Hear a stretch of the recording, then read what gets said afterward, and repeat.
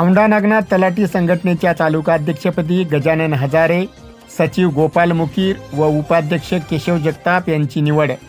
औंढा येथील तहसील कार्यालयाच्या सभागृहात महाराष्ट्र राज्य तलाठी संघटनेची नुकतीच हिंगोली जिल्हाध्यक्ष गजानन रणखाम, राज्य कार्यकारिणी सदस्य सय्यद अयूब सय्यद रसूल, सचिव विनोद ठाकरे, मावळते तालुकाध्यक्ष विठ्ठलराव शेळके यांनी बैठक घेतली. यामध्ये सर्वानुमते औंढा नागनाथ तालुक्याची नूतन कार्यकारिणी जाहीर केली. यामध्ये महाराष्ट्र राज्य तलाठी संघटनेच्या औंढा नागनाथ तालुकाध्यक्षपदी गजानन हजारे, तालुका उपाध्यक्ष केशव जगताप, सचिव गोपाल मुकीर, कोषाध्यक्ष नितीन आंबोरे, सहसचिव निलेश ठाकरे, संघटक आशा गेते, महिला प्रतिनिधी अर्चना पटवे, मयूरी बंबाडे, कार्याध्यक्ष ज्योती स्वामी, सल्लागार सुरेश बोबडे, प्रभाकर काळे यांची निवड सर्वानुमते करण्यात आली. निवडीनंतर मान्यवरांच्या हस्ते नूतन पदाधिकाऱ्यांचा शाल श्रीफळ व पुष्पगुच्छ देऊन सत्कार करण्यात आला.